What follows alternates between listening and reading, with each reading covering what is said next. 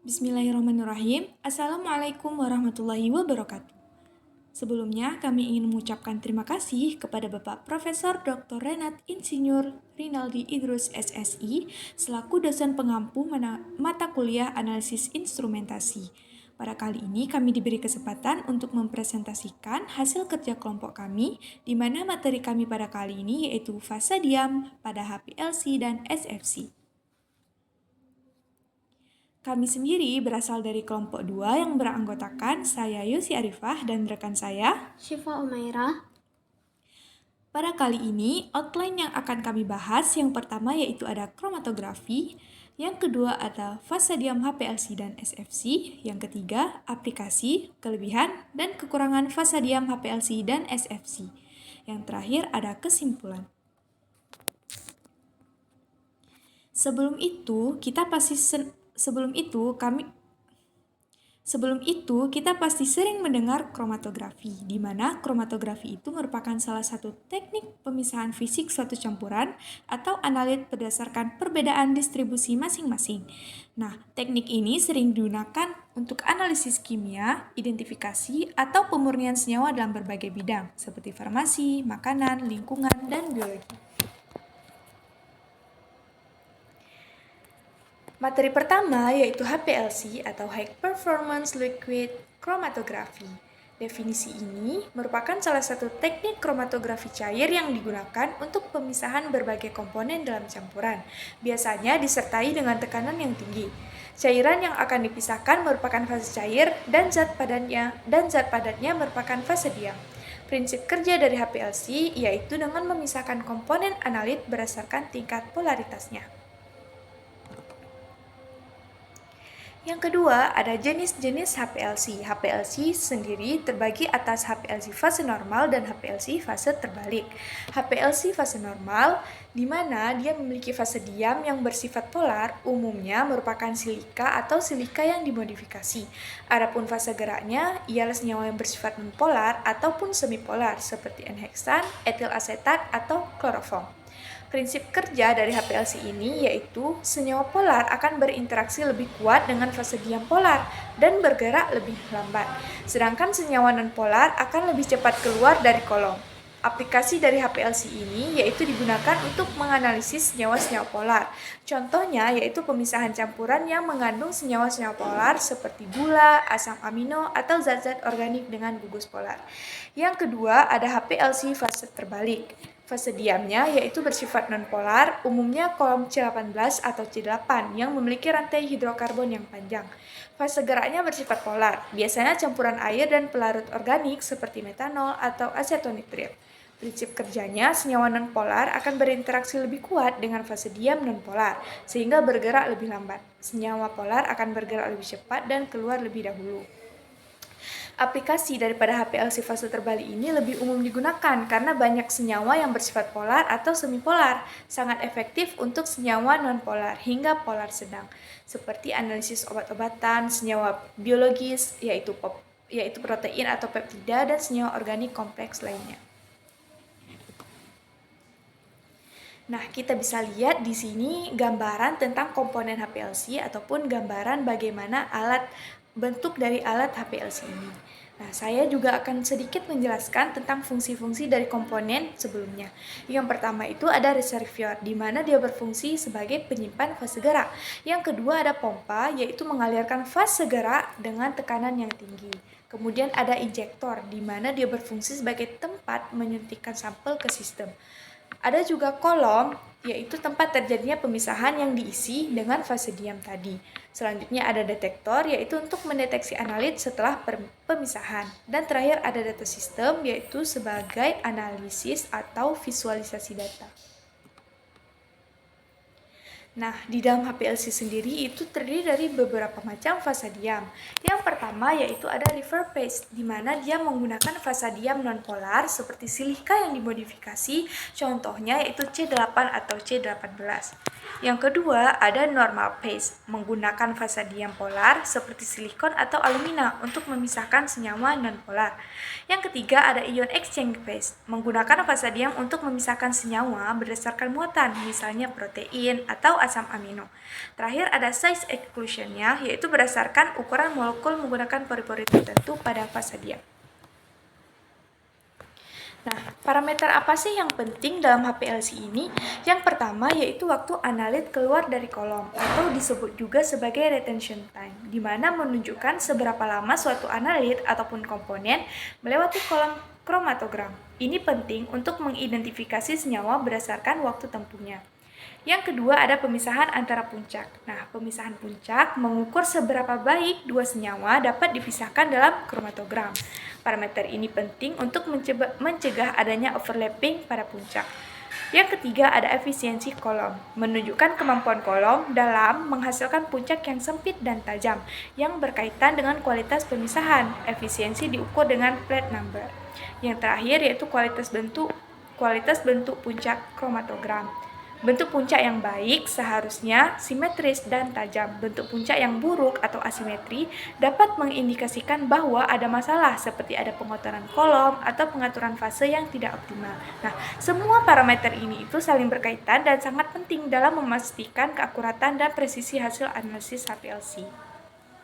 Setelah kita tadi mengetahui komponen dan juga beberapa parameter dalam HPLC, kali ini kami akan membahas kelebihan dan kekurangan dari HPLC. Nah, apa sih kelebihannya?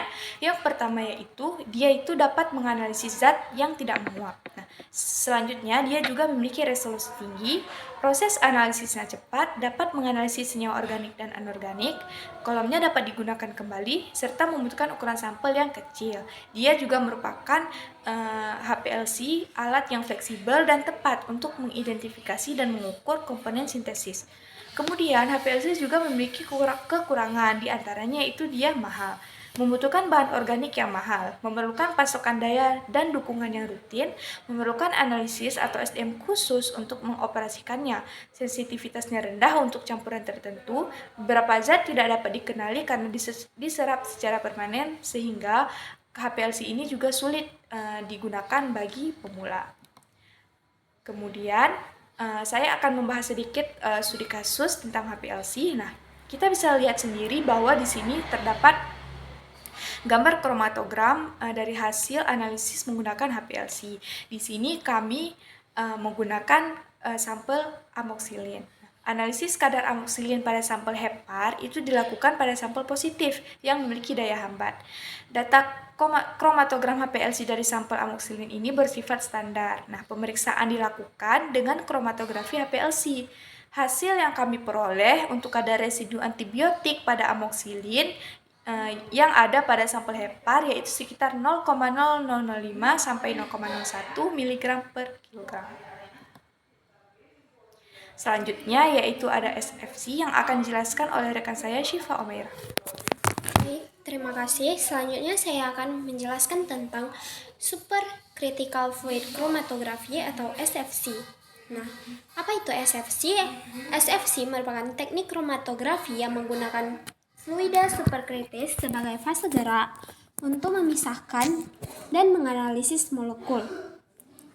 Prinsip kerjanya yaitu berdasarkan pada perbedaan distribusi komponen di antara dua fasa dengan menggunakan fluida superkritis sebagai fase gerak. Berikut adalah komponen-komponen dari SFC. Nah, apa saja komponen dan fungsinya? Yang pertama ada engine 125cc, yaitu perangkat utama untuk menghasilkan daya mekanis melalui pembakaran bahan bakar. Nah, kedua ada pressure transducer, yaitu mengukur tekanan dalam silindris selama siklus pembakaran.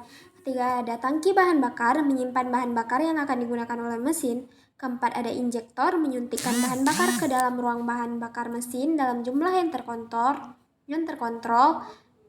Yang kelima adalah engine dynamometer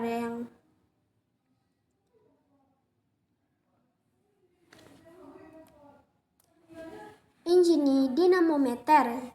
Fungsinya itu mengukur daya atau torsi yang dihasilkan oleh mesin.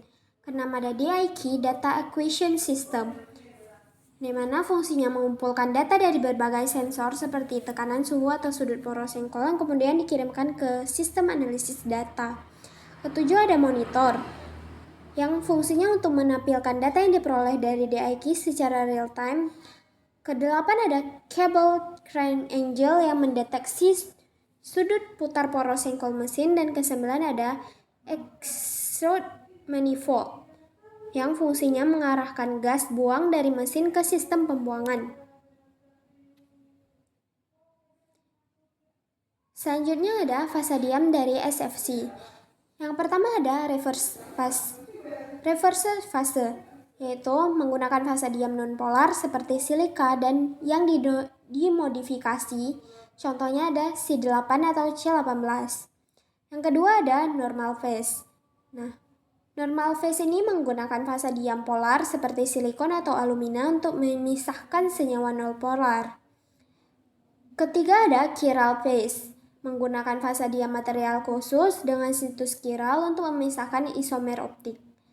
Keempat ada ion exchange phase, menggunakan fase diam mengandung gugus ionik bermuatan tetap untuk memisahkan senyawa bermuatan.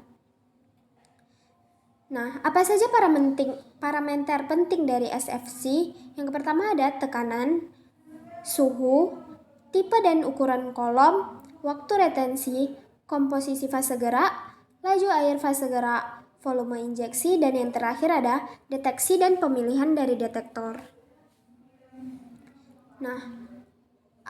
SFC ini dapat diaplikasikan pada pemisahan isomer optik, non-isomer dengan fase chiral, analisis bahan bakar biodiesel dan senyawa hidrokarbon, analisis senyawa volatil dan semi-volatil, dan yang terakhir ada pemisahan senyawa organik seperti ester, asam lemak, dan lipid. Kelebihan dan kekurangan SFC. Kelebihannya ada ramah lingkungan, yaitu mengurangi penggunaan pelarut organik yang beracun dan mudah terbakar. Proses ekstraksi cepat, di mana dapat dilakukan dalam waktu singkat sehingga efisiensi waktu meningkat. Kontrol daya larut yang dikendalikan dengan sedikit perubahan pada tekanan dan suhu memungkinkan ekstraksi lebih banyak zat terlarut. Kemurnian yang tinggi, di mana dapat menghasilkan produk dengan kemurnian yang tinggi. Ruang lingkup aplikasi cocok untuk berbagai jenis material termasuk yang sensitif terhadap suhu tinggi. Kekurangannya antara lain yaitu biaya produksi yang tinggi, di mana penggunaan peralatan khusus yang mahal. Peralatan khusus yang digunakan yaitu memerlukan instrumen yang kompleks dan mahal untuk operasi, pengendalian yang sulit, membutuhkan pengendalian dengan keahlian teknis yang berpengalaman, serta proses ekstraksi lebih rumit dibandingkan metode tradisional. Setelah beberapa pemaparan yang telah kita lihat tadi, dapat kita simpulkan bahwa fase diam dalam HPLC dan SFC itu berperan penting dalam menentukan efisiensi pemisahan dengan material utama berupa silika yang dimodifikasi sesuai kebutuhan analisis. Dalam HPLC, fase diam dapat berupa fase polar atau non-polar untuk memisahkan senyawa berdasarkan polaritas dan hidrofobisitas. Sementara itu, SFC menggunakan fluida superkritis seperti CO2 dan sering mengandalkan fase polar untuk memisahkan senyawa organik kecil dengan efisiensi tinggi. Pemilihan fase diam yang tepat sangat penting dalam kedua teknik untuk mencapai resolusi dan akurasi yang optimal. Setelah beberapa waktu, akhirnya kami sudah menyelesaikan untuk memaparkan materi kami terkait fase diam HPLC dan SFC. Saya dan juga rekan saya Syifa Omera izin pamit. Kami mengucapkan mohon maaf atas segala kekurangan. Kami akhiri.